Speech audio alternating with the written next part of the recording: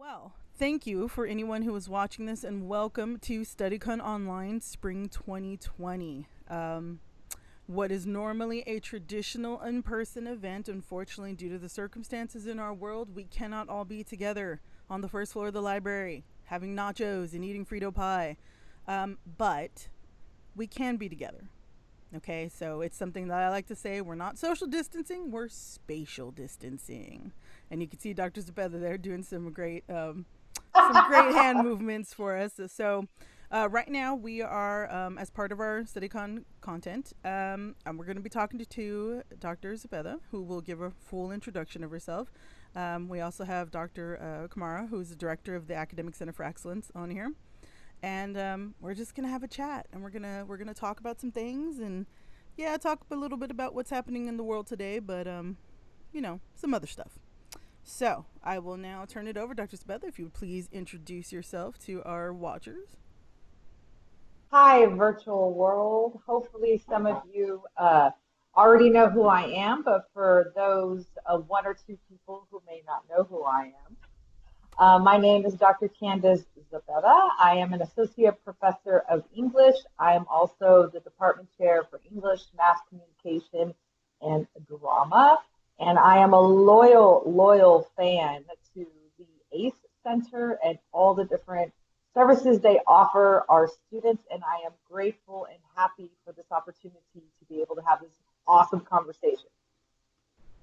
Perfect. A perfect introduction. Well, we ourselves at ACE are a huge fan of yours, Dr. Zepeda.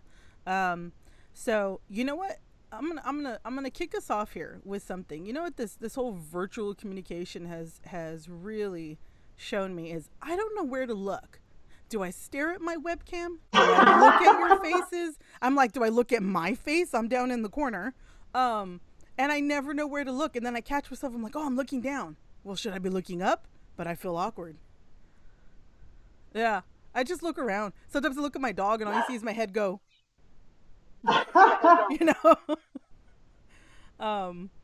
know, that's and I really am sort of like creeped out by the fact that I see myself because I make I'm, as my colleagues will describe me, I'm very animated, and they can tell by the facial expressions sometimes on my face of what's happening.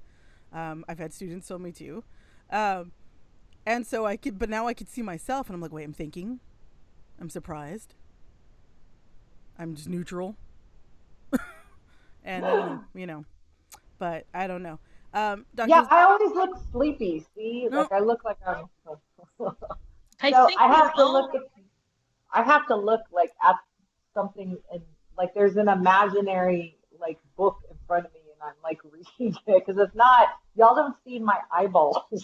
So I look like I'm asleep. Yeah, it's weird. It is weird. Dr. K, what would... I was going to say, I think we're all wondering where to look in those because I think Sabrina pointed out the other day that it's like a Brady Bunch sort of situation where if we all remember Brady Bunch, where you have all those heads everywhere and interesting sometimes to see the bookshelves and the windows and the beautiful paintings and anyway, yeah. I like to. Yesterday we were in a long virtual meeting with our division, the Division of Student Affairs, and I was laughing because later photos were posted of our very Brady Bunch looking call online, and I was making the comment of the fact that I like to adjust my webcam so I'm only eyes on the screen, so that's all you see. And it's just a running joke I've had for many years now about from when I traveled, and a lot of my photos were just kind of my eyes on the screen. But I like to do that, and it's hilarious, and you can see various little things. But so this, our current world situation, we're in the midst of a pandemic. I'm not going to say the name of it because leads to so many problems when we post these on YouTube and that. But we all know what it is. We all know what it is. And it has kind of forced our world into an adjustment process. And it has tested our adaptability, I think, to change and step away from what a lot of us see as our structure. And working at a university, it is the structure. I know so many of our students at Our Lady of the Lake University, their structure in their life comes from being in the classroom. Dr. Zepeda, talk to me about how you have had to adapt to the situation that we're currently in. Oh gosh, so much adapting. For those out there who know me, especially Sabrina and Kirsten, I am a well-known extrovert. I don't like being in my office. I like touching people. That sounds really bad. I like embracing people, high-fiving. It's a drastic change for me to get used to virtual world, especially being involved in so many meetings, still have lots of meetings where people just have their cameras off. So I appreciate my colleague Kirsten. I still get to see her lovely picture. I would prefer that versus just the black screen. It feels like I'm talking to myself. It's strange. Um, so it's the distance that is very new to me. People that know me best know that one of the things that I pride myself on is being a good listener. And, Sabrina, you talk about body language and facial expressions. For those that know me, they know that, a smile means a lot. An embrace, a hug, an opportunity to show that you're involved, in the conversation. And that's challenging, especially sending out so many emails. I found that students surprisingly do not prefer digital sessions. And that's interesting. And I don't know why. I will share one student told me, who I finally got on a Zoom session, was like, I'm so embarrassed. You're so used to seeing me with all my makeup. And like, I just can't get that. So my room is a mess. I'm a mess. And I'm like, showing them my house shoes. These are Dr. Zepeda's lovely house shoes. Get fancy. Quite sparkly. As all you can, this isn't planned, right? So you got to see my house shoes. But I think one more thing that's been relatively challenging is the overwhelming amount of information coming at me via email. So many students are sending emails. That means I'm having to type. For those that also might not know, I have 3 young kids at the house. Micah, not so much. He's 12. Well, he just turned 13. And I have a 7-year-old and I have a 4-year-old. So I'm actively sitting with them. They're on break right now. Yay, mama time. But it's challenging to balance all those hats while still answering emails and dealing with serious student concerns and grading and teaching. And yeah, it's been exhausting. It's exhausting. Yeah, it's really funny. We were talking about that in the meeting, in our division meeting yesterday, and I brought up that something that we knew in ACE very early on, we've known this for years, was that a lot of our students who come to Our Lady of Lake University do not prefer a virtual classroom. I hear from so many when they have to take online classes or even direct studies that are made online or more hybrid, that they learn better in an environment where they can be in a classroom, where they can see the professor or at least meet the professor. I think that's why a lot of them, like, a hybrid course works better for them, where they can sometimes meet with the professor. But this is something I knew years ago. This is something we learned years ago. That's why as often as we had within the ACE, we had, for the Writing Center, the online and phone appointments, even the phone appointments. We had more people turning to phone, the e-tutoring appointments, because they at least could hear someone. Yep. And they could talk it through and do this. And now, we're in these chat rooms, and it's our, we activated audio and video for our chat rooms. So we can see them if they turn on their mic and their camera, if they have it accessible on their computer. We can see and hear them, and that has changed things. It has made things a little bit better because we're unable to do phone calls right now. So that has made it a bit better. And there are still some that we always communicated via chat with, and that's just kind of how they're fine with that, and we're still doing that. but we at least have, it's really funny because we at least have that ability to see them. You know, I've gone multiple years working with students that I never saw, I never met. I got to meet them come maybe graduation, and that kind of led me to a sad moment yesterday, thinking about, you know, we aren't going to be able to have those graduation, you know, services this year.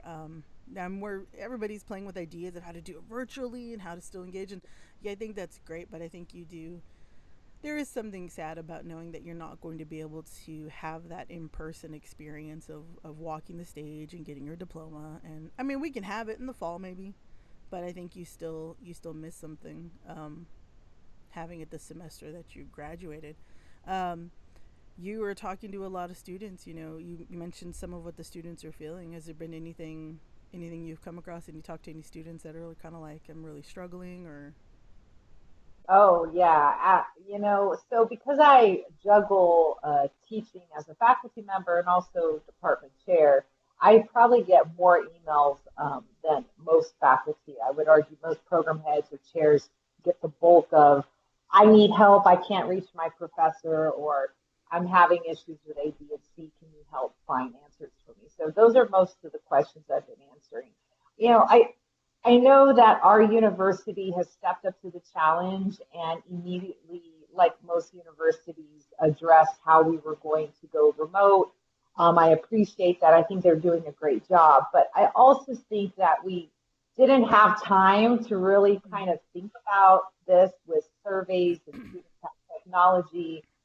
There was assumptions nationwide that our students were just easily able to jump on the internet. And clearly that's not the case. So the kinds of issues I've dealt with or helped students manage is I've had students do their work at a McDonald's parking lot, or Chick-fil-A seems to be a popular parking lot to jump on the Wi-Fi. They have pretty strong bandwidth. Yeah, and you know, I finally managed to get one student to learn how to use and operate Blackboard on their phone, because they don't have the capability at their house. And then, you know, there's an overwhelming amount of students with young siblings at home. And so they are taking on the role as educator as well. And I have one student with 4 young siblings at home, all in elementary or middle school, and raised by a single mother. And her laptop became a common laptop for the family. And so she's only able to use it in the evening after they go to bed. And it gets her quite nervous because she goes to work in the evening. And so she really doesn't have access to, because she's sharing her technology. Most of the public or private or charter schools, I mean, these kids are still having to log into Google Classrooms or get on apps. I rarely have access to my phone because one of the kids is using it for an app or an assignment, or they have to take pictures or evidence of something. You know, and one more issue is just the distance. Feeling a lot of anxiety. There is an overwhelming amount of students that have mentioned the word anxiety. I don't know if I'm going to pass. Even in one of my classes, which is actually really it's a popular class, Fundamentals of Professional Technical Writing. This is a service learning course, and I had to really hodgepodge that class and modify it, but they haven't heard from their teams.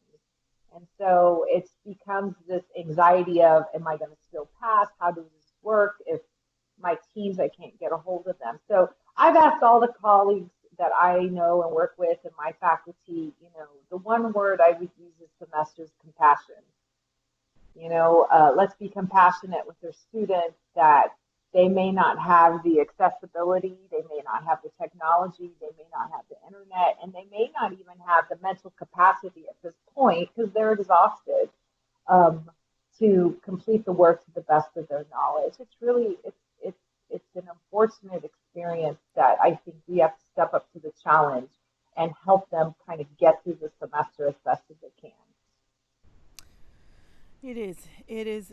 Again, it's a change in our world that so many have not known.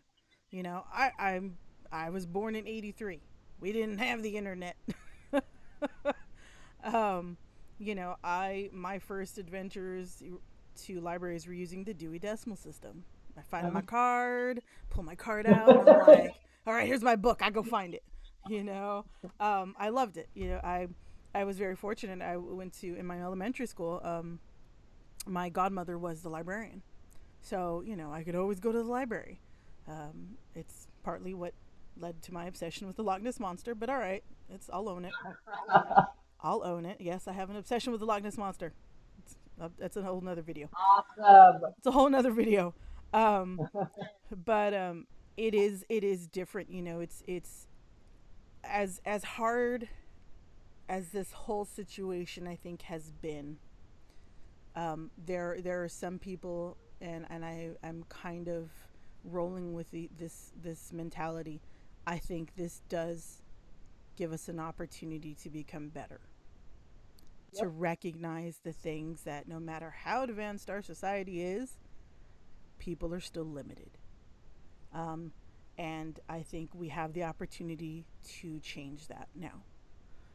We have the opportunity to look at it and see what can we do to help others. So I am leaning towards, that, as somebody who I'm the primary person who goes out. My parents have medical issues, and I'm the one who ventures out. And that's tough because, I'm diabetic. I have asthma. So that becomes a dangerous situation even for me. But you know what? I'll brave it. That's fine. It's rather me than them. But it has, we've talked to different students. One of the things that we're doing with our students when we check in is, asking them, hey, how are you doing? How's everything going? I have noticed this reoccurrence now at the end of a lot of sessions that people are like, stay safe, and my catch line now is stay safe, be well. But I'm hearing that a lot. Hope you're doing well. I actually had a student talk to me a little bit about, hey, were you able to get supplies, and we're able to get out and do this. You be careful when you go out. And I'm like, oh, thank you. And, ourselves asking students, hey, hope you're doing okay. If you have trouble trying to get online here, hey, you could use this, or, we're passing on all that information about where you can get free Wi-Fi and things like that, to help, to best help, and ideally they can find some rhythm it is. And I think we are in a time of compassion. We need to have it, we need to practice it and embrace it, because our world has changed. This will be a year. I think this will be a year that we'll look at and will be different. So let me interject in amidst all of this, one of my odd questions that I ask people. Yeah. And I love odd questions because it's just the things that I think about. So one of my favorites, and I always kick off with this one. If you could be an animal, what would you be and why? First thing that comes to my head, an anteater. I don't know why I said that. An anteater? I think I know why I just blurted that out. So we've all of a sudden had ants show up in our house, and particularly on the ceiling in my bathroom. They're nowhere else, but the girls are terrified of them. Of all things, I mean, Mariana, who's 7, loves critters, and she has, for fun, she catches lizards outside, picks them up. She's got a pet already through this pandemic that she's called Liam. But ants, forget it. And I think right now, if I was an anteater, I think I'd look kind of cute, just little, the long nose. It'll save money on getting an exterminator, and I just I don't know their color, but I kind of go find an anteater. My son is seeing me. They asked me what kind of animal I'd be. I just said anteater. I don't know. And I think if you had those fabulous earrings on, it would be perfect. Oh, yeah. You like that? I'm trying to go bold. I'm trying to go bold now with brighter. I know I always wear red lipstick, but I figure you got to see the earrings. Love them. And I'm wearing my, my Saints Wednesday Olu gear. Yay! I don't have my lace. I'm a bad Olu representative because I always forget. I shouldn't, but I do. I'm wearing a Supergirl shirt. you know, Yes. which is my norm. Somebody, I think I I, got online with somebody. They're like, "Oh, you look the same like you do in the office," and I'm like, "Yeah, it's just my look. It's my brand. I got a hat on. Today's my regular full favorite Jurassic Park hat. Gotta love it. Um, Anteater. Yeah, I'm gonna post up and in Something post up the nose. post editing. I'm gonna put up a photo. Just Photoshop your face I into it. don't, yeah, that'd be funny with my face on it. Yeah. But I figure, you'll have on the long snoot, you'll have like real red lips Yes. for your red lipstick Yep. and yeah. Yes. Yes. I'm curious because I'm just somebody who knows things that random things. Um what kind of ants? Like red ants, black ants? They're not sugar ants, they're not fire ants, they're just regular black little ants. And I feel so bad for them. Like I'm I have to pray about this, Sabrina and Kristen, because I become, like kind of obsessive about killing them. And I will the Jesus forgive me? I'm like, I die, get that way I die. too. know some things you really feel bad. It's just, I love those sparkly things. It's just that it's like when you get the little geckos. I have to catch those and release because really, they're they're like the size of pets. And I Yeah, remember when I was living on Guam, geckos were everywhere, and they were yes, actually considered good luck because there were so many other little bitty anti roachy critters everywhere that the Mhm. geckos would eat them for you. And the spiders would catch them in their webs. And well, let me so, tell you, Kirsten, Sabrina, I just a little fun tidbit to sort of cheer up anyone that happens to hear this. Um, I think that my husband has like the power to bring things back to Oh, what? really, life. So I told that's you, fabulous. Mariana caught a gecko outside. That's become her new thing, and his name is Liam. He's in a little cage, and she's had him for about 2 weeks. And then one day, she took him out, and she's like, "Mom, he's not moving." And sure enough, this thing was like, rock hard. Oh, Like, you like that, babe? oh. And I had him in my little hand, and I'm like, "Oh my gosh!" And I tried messing with him, and he just didn't move. And I finally had to tell her it was John went out to get something, and I had to make the call as a parent to, say, I think, Liam's no longer with us. I think he's in a better life. And of course, she's 7, she's first grade. She cried for what seemed like an eternity. Um, we held him. We planned a funeral. Um, Oh. we even found a prayer online for pets who have departed. We Mhm. prayed it together. And then we put him back in this little cage, and I comforted her for what seemed like an hour. And then John comes in, and I tell him, and he's like, "Daddy will go dig a hole." And I take her to go give her a warm bath to kind of help her. And he pulls me outside and says, Liam's not dead. I'm like, what? He's like, no, I gave him a little bit of water, pour water on him, and all of a sudden he started moving. And I'm like, no, he did not. He's like, yes. And so he showed it to me. And sure enough, he was back to green and like, and so he's like, do we tell her? What do we do? And so It's a we told her miracle. that Liam's kind of alive. And she's like, Dad, you brought him back to life. You have the healing touch. So, And and he didn't replace her, right?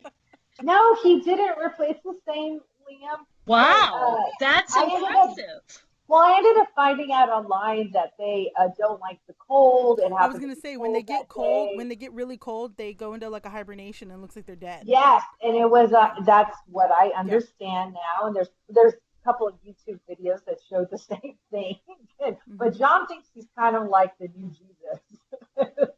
And but yeah, so she got lucky with that one. Thank you. This lockdown's been hard on the kids as it is, so I was Mhm. devastated that she lost her little pet. But um, she doesn't want to catch and release it. She thinks it's like she's the new master. She saved it from the wild. And it crawls all over her now. It's alive and looking good. Go, Liam. You know, Liam rises. Hey. um, yeah, well, it's gonna sound morbid, but I'm like, something happens to my dog, I'm driving over there. Yeah. No. Good strategy. Yeah, my dogs are. No, I knew that about lizards. Because we would have it used to happen. It happened a couple times on campus when I was a student many years ago. A cold front came in and a sudden, Hi. hey, I was hi. telling them about Liam, your lizard who came back to life. Okay, go. um, You're on break. you're like, this is my me time. No, it happened a couple times on. Oh, my screen goes off and someone comes on Skype and it's like, no, Jason, I don't want to see your face right now. Just a little tag. It happened on campus that a sudden cold front would come in, and we'd often find. Literally one time it came in so quickly that we found two lizards that looked like they had just rolled over because it got so cold they fell off a tree, and butterflies that just kind of fell out of the sky. And we were able to warm up the lizards. I was very unfortunate and sad that I could not save the butterfly. It was a beautiful butterfly, and we scooped it up. It was a big one, and it just, by the time we got it inside, we weren't able to save it because butterflies are very fragile. But yeah, it was weird. It was interesting to figure that out. You know, how you can kind of warm them up, and I mean, you see all those things out there. People doing like CPR on like mice, and they're like, they're gonna like rub them up, and they're like, pup, pup, pup, pup, pup, and then like they come back, and they're like, but I've never tried it. I know. I looked at my dog one time. I'm like, I don't know if dog CPR is gonna be a thing for us. Like, I love you, but yeah. Crazy business. All right, so anteater is what we said. So, animals are always a funny thing, and I know a lot of people have animal companions. Kind of neat the way, I thought it was a really super cool idea. The way I know, like SA Pets and the Pound and that were advertising, and they needed fosters for dogs, and it was really neat to see so many get fostered in that. But I don't like to be the shoe will drop. I don't like to be that person. But realistically, and especially when it comes to pets, my concern is, great, you fostered a dog. What happens when everything's done and you're like, maybe I'm not a dog person? Yep. But hopefully not. Hopefully a lot of dogs have found a home that they can stay in. And I say that because my dogs are just my only companions at this point. I miss my coworkers. Yes. I miss being in a room. My weekly schedule is set by who I work with on what days, and completely thrown off to the fact that I don't get to see them. I know Monique, who works with me Monday, Tuesdays, and it's really just her and I for a big part of it. I'm back half of the week is great. I get everybody else, Jason, Amy, Christy. But Jason doesn't laugh at my jokes. Monique does. Jason criticizes my jokes. He's like, "Stop it, dad jokes." I'm like, "Hey, it's my brand, okay?" But I do miss interacting with people, being there on campus. Yeah, I miss the little things. It's the odd, small details of I park by the library, so it's a really it's meditation for me to walk the strip, cross the street, yell at someone that's going faster than they need to during the school area, and see that beautiful entrance into Maine.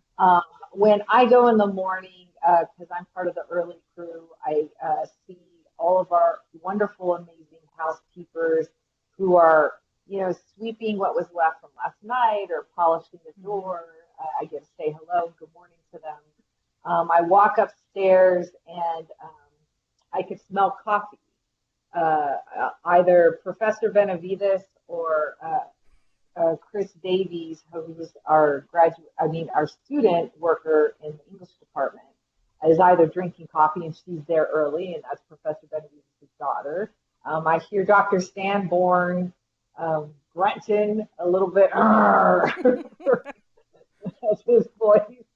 And I'm always the annoying sunshine of the day. So it's like, good morning. And it's an awesome day, Trip. And he's like, ah. And I open up my door, put my stuff, get my coffee, and just, so that's, seeing I have a wreath on my door and pictures of the kids drew. And sometimes it's really cool when I see a note from Kirsten who will pop in, and that will be the biggest joy. Like, oh, somebody came to see me, and they're right on my door. So it really is the smallest, littlest things. It's like teaching in the library on the near ACE.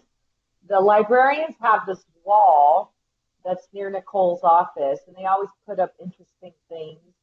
And I look at it, I read them. I sometimes write, I have a secret name that I use called Sea Ninja. And so I kind of put in my little pen names there. And yeah, so it's little things that I miss. I'm starting to hear of some schools on the West Coast that are making the call to cancel the fall and put it online. And I'm praying that people stay at home so we don't have to be shut down as long as we need to. And I could go back to seeing those little things and the smells and, the embraces. Yeah, it's definitely, I know this is something that Dr. K, as things escalated, I know that Dr. K, you were doing the research and you were talking about how a lot of schools, even on the East Coast, were already canceling for the fall and moving online for the fall. And it is the thought, I go to those master calendar planning meetings, and I'm always like, how are we thinking so far advanced, people? Like, I can't think beyond next week sometimes. Yeah. And Yeah. I, looking at this now, I'm like, man, they're having to make decisions already, almost half a year in advance to say, what do we do? I don't envy the people that are in that position, including our own, teams that are trying to figure that out. But at the same time, I can understand you're trying to weigh the options of, do we open it and come back and Yep. risk that, or do we go the safe route? But yeah, it means your campus is going to be basically closed with online remote services for, think about this, all it will be all of 2020, most of it. Yeah, and I hate to be that Debbie Doomsday, and I'm really Yeah. not. I think there are silver linings in this that I could talk about, but I do feel that Pretty much. until we have until we're all able to be tested, Yeah. and until we have a vaccine, Yes.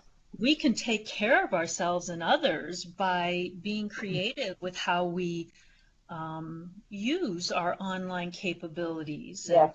And if we're fortunate enough to be in a position where we were pre, everybody has to be in their own space and everybody has to have a mask. If we were just making sure we're 6 to 10 feet away, we might be able to create some, blended classes that are both online, and they meet maybe in shifts or allow us to stay at greater distances from people, but at least be in the presence of other human beings. But I think that we as a society are learning a lot of things about ourselves, and I hope that I'm one of those people that doesn't believe there really is a normal. I think we create Yeah. this idea of normal, and it kind of is like nails on a chalkboard for me, if people remember chalkboards, because normal is it's very relative. But I think one of the things that we have to realize is that we all have a lot of gifts and we all have capabilities because of technology. And there are things as a society that we can do that will show that we value everybody and Yes. everything everybody does, and that we all deserve to be healthy and to be able to be taken care of in our world, in our society. Yes. Well said. Yes. Very, I very think well that's a said. silver lining. I think that's a good thing. I don't think that's a bad thing. I actually, Well, even like this, having this moment here where we're talking, you know, and thinking about what kind of animal we want to be. I think that that's fun and cool, and I love having these kind of conversations, and we're learning about each other as people, and so that's a good thing too. yes. I think we need to focus on silver linings more. Yep, I agree. That there's, you know, I can tell you, I am grateful every day for the opportunity to participate in my kids' learning. I have learned that Mariana and Marcella should have a PhD in PK4 and first grade material because I have to revisit math even at that level. And I've learned I've always been a working mom, and I rarely get the time to be always 100% active at the schools, which, you know, so many stay-at-home moms are blessed to have that opportunity. But I think I have a newfound, I've always appreciated our educators, but, you know, for at least my kids' school, wow, these educators are blowing my mind. They're still able to, you know, give some amazing lesson plans in, you know, in Formica Google Classrooms organized. They have 24-hour office hours, it seems. They respond quickly. And even for the younger girls, they're keeping them busy. Just today, my daughter's counselor Zoomed with her just to check in to see how she's doing. Their teachers have texted and called and had Zoom sessions with kids to kind of do show and tell virtually. And, you know, I think that if anything, I would like to see through this learning experience a newfound appreciation for, in my opinion, our most vulnerable of educators. Educators, just historically, we say, you know, let's pay them more, but let's actually do it. You know, that they're pretty amazing. Amen. They are pretty amazing people, and they deserve a weeks off vacation if we get back to any sense. So yeah, I want to make sure that when I talk to students or colleagues, that I don't say, "Oh, I can't wait to go back to normal." There is the normal we had was a mess, and it's still going to be a mess. But for me, like when there's Teacher Appreciation Month, rather than just do our normal like Starbucks gift card, whatever we do, it's going to be a different experience this time. I mean, it's going to be super personalized and, you know, baskets of stuff. And yeah, I think we need to appreciate the HEB checkout person a little bit better. I think I need to appreciate, you know, our housekeeping who still goes to work. And I hope we all learn from this. Our truck drivers, right? There's so many people right now that we've just overlooked historically, and they get paid less than most. And they put so much effort in. So I hope that's a silver lining, Kirsten.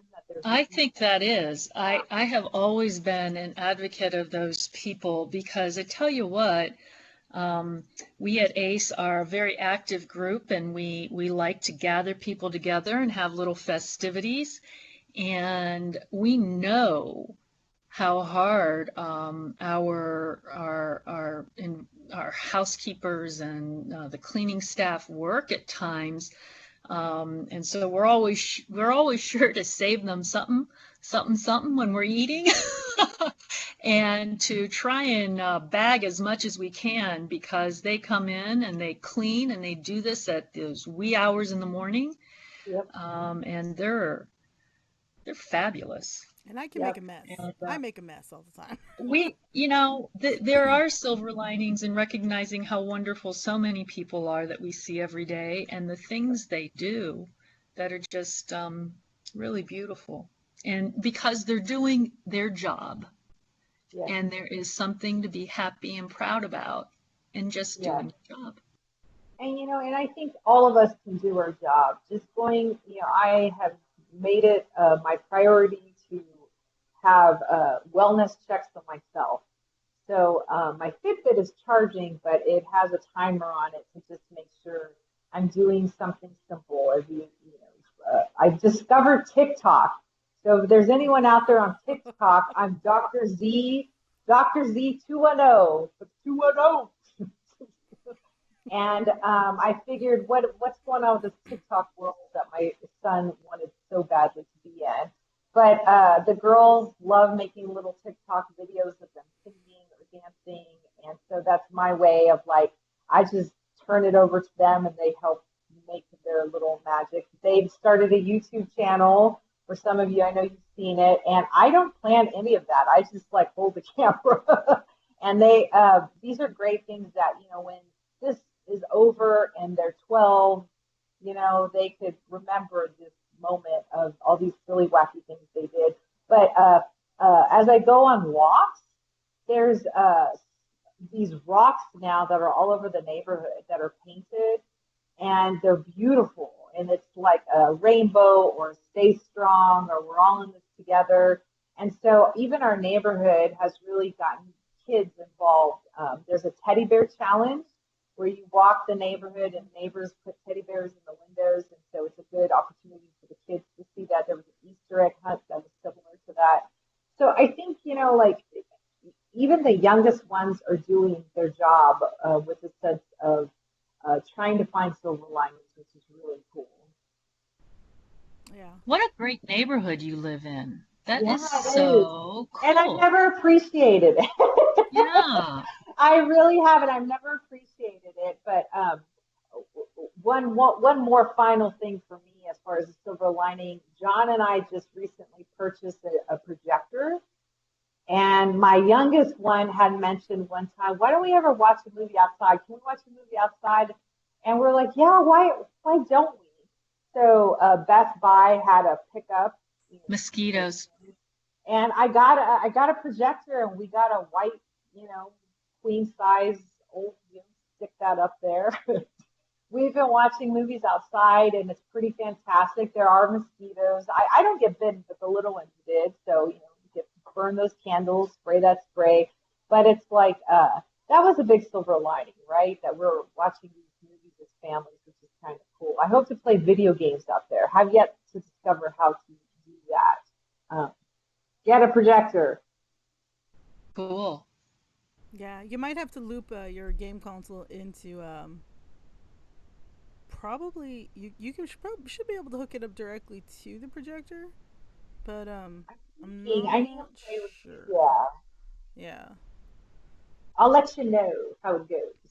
Yeah, and if you're playing online, let me know. I'll play you. Yeah. I'm a PS4 gamer, so yeah, I get it. Jason, my colleague Jason, we're always talking about it because we play some of the same games, and he's like, oh yeah, let me know if you're online. And then like every time I'm online, he's like, oh no. Like, don't invite me to play if you're not gonna be there. But that's fine. Side note, I'm very excited for anybody who is a console gamer of any kind. One of my favorite games that came out with the N64 many years ago was a Star Wars pod racing game, and they are re-releasing it for, I think, Xbox and PS4 and all the game systems. So I know what I'm going to be doing when that comes out. Because, man, that's where I learned to drive, was a pod racing game. Yeah, so I handle my turns very well. Nice. We are coming up on our time with you, Dr. Zepeda, because I know you have plenty of things to do. I know. I have the oldest looking at me like, when am I going to eat lunch? So they know that I'm not joking. Look here and say hi, Micah. He's 13 now. Happy birthday. He says happy birthday. Okay, go yeah, away. Wow. And he's so tall. He is. He's really tall. Yeah. He is almost 6 foot. So I know. Mine's getting like that too. It's unbelievable. It's like, wow. Where did time go, right? I so loved doing this, Sabrina. This was so much fun. I feel like we're like a cool talk show or something. That's how I envisioned it. I didn't want to do anything too structured in that. Right now was, uh, there's enough stuff in disarray, and I'm like, I can't wrap my head There around some is. structure. Just think about me, audience members, as an anteater. What's this? And It's it, some kind Yeah, of and I really just interesting. wanted to hang out with the cool people, and that's why I decided to stop by. Yay! yeah. So, thank you very much, Dr. Zepeda, Dr. Komara, for being here, for taking an hour to talk and just kind of chat.